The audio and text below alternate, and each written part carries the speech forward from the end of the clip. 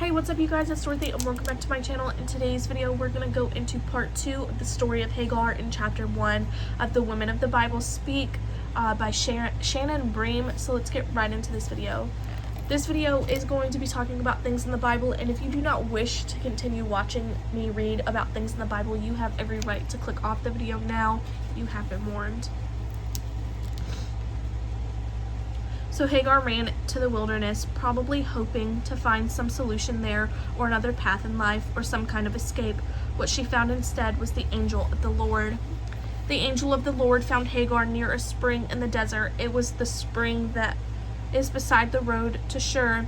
And he said, "Hagar, slave of Sarah, where have you come from and where are you going?" "I'm running away from my mistress Sarah," she answered. Then the angel of the Lord told her, "Go back to your mistress and submit to her." Genesis 16:7-9.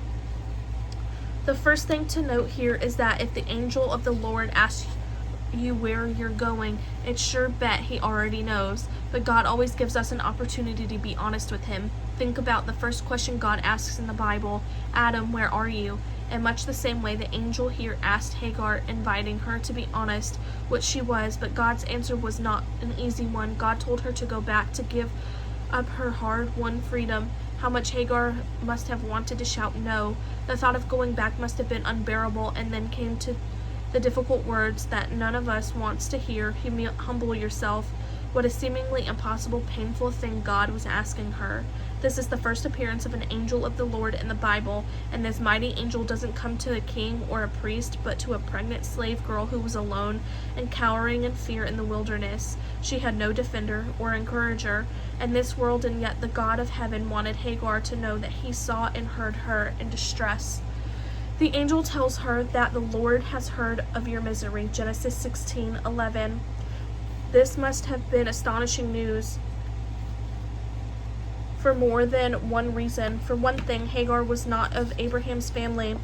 She was Egyptian, not even from Abraham's home of Ur. She probably didn't even speak their language all that well, and there's a good chance she did not worship the strange and singular God they worshipped. Why would that God care about her? But he came to her in her fear, in her desolation. He saw her. So who was it Hagar saw exactly? After the angel of the Lord told her to go back to Sarah, he delivered a promise. He gave her a message using words that for a Christian echo the words spoken by another much later angel.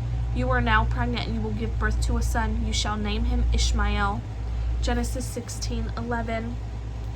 But when the visitation was done, what did Hagar say? As far as she was concerned, she had a different and unmeditated vision of God himself. She even gave God a name, the first person in the Bible to do so. She gave this name to the Lord who spoke to her: "You are the God who sees me." For she said, "I have now seen the one who sees me," Genesis 16:3. She said that the only one who appeared to her was El Roi, which means literally the God of seeing. God had seen her, and she had seen God. Hagar had been perfectly seen and known. Think about what that must have meant for an enslaved woman. How many eyes had looked right past or through her in her life? Visitors to Abraham's tent, people in the slave market of Egypt. She would have been no more than furniture to them, something people glanced at and then away from. She was used to being unseen. But this God was not like that. God looked right at her, and for the first time in her life, Hagar was seen.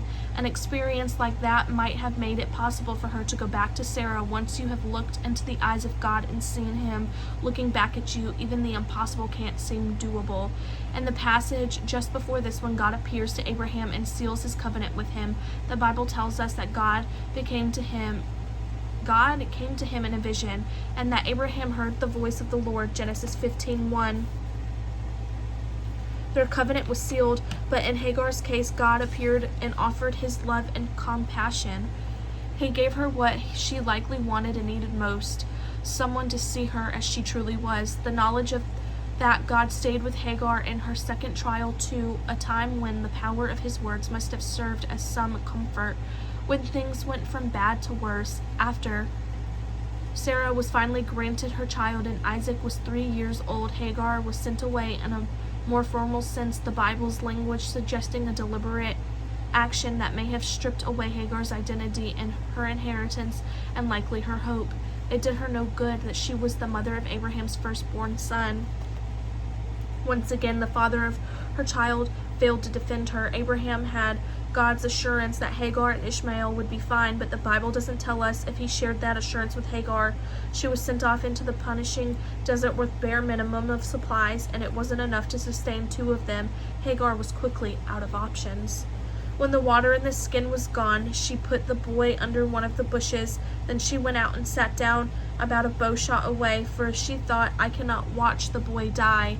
And as she sat there, she began to sob. Genesis 21:15-16.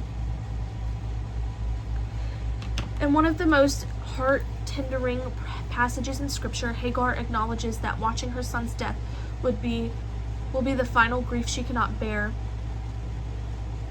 She despaired. Everyone had abandoned her, and she could no longer keep her son safe from a world that had no use for a slave woman's son. Many of us are fortunate enough to live in a world where we don't have to fear every day for our children's lives or safety. We tell ourselves that we have made them safe, that the trappings of middle-class life can keep them safe. If we are privileged enough, we enroll them in good schools, take them to good doctors, to keep a close eye on their activities. All too often, though, we fail to consider the anguish of mothers who can't do these things for their children. For the poor and the downtrodden in this world, these basic safeguards are often unattainable. For those mothers whose children face hatred and discrimination, safety is often impossible to guarantee. And the truth is, all of us, all one terrible, unimaginable catastrophe away from being in Hagar's shoes, but God was not done with Hagar. God heard the boy crying, and an angel of God called to Hagar from heaven and said to her, What is the matter, Hagar? Do not be afraid. God has heard the boy crying as he lies there. Lift the boy up and take him by the land, for I will make him into a great nation. Genesis 21:17-18. God reached into Hagar's despair and sent an angel to speak gentle and comforting words to her. The angel said to her, the words that angels say again and again in the Bible, do not fear. These words are said by an angel for the first time in the Bible when they are said to Hagar. The same words of an angel says to Zechariah and to Mary, to Joshua, and to the women at Jesus' tomb. They are also the words God himself speaks to Abraham when he says, Do not be afraid, I am your shield, and you will be exceedingly great reward. Genesis 15:1. Hagar is addressed in the same words God uses for Abraham, because this is the God who truly sees and recognizes no distinction between the wealthy patriarch and the sorrowful slave. The God who sees is the God who sees not with the eyes of the world, but the eyes of heaven. How might Hagar and Sarah's stories have been different in their relationship have been different if their relationship had been different? If they had found a way to connect with each other, to forgive each other, to understand each other's grief, what would have changed? What would have been the same? It could be that all that would have been necessary was for Hagar to have reached out to her mistress with compassion and generosity, even if Sarah showed her none. Kindness to someone who has been unkind to us is hard, but what about kindness to someone who has been unjust for us for years and years, or kindness to someone who has opposed us? That's where the hard starts to seem impossible. But if Hagar had found a way to extend the hand, then Sarah might not have driven her away. Alternatively, if Sarah had been willing to overlook Hagar's disrespect and recognize how insecure she felt, perhaps she could have found commonalities between them. Both women were valued by God, who cherished and understood them. What if they had reflected their covenant with God by entering into a covenant with each other? It's possible in the world like that, Ishmael and Isaac could have grown up together. What would it have looked like? A world in which an ancestor of the Jews and an ancestor of the Arabs had grown up arm in arm as beloved brothers who could not bear to be separated. It isn't just human hearts that might have been different then, but the map of the world. Who knows what future maps our hearts can rewrite if we can somehow find our way to compassion for one another. That is the end of this chapter. I will see you guys in the next video. Bye.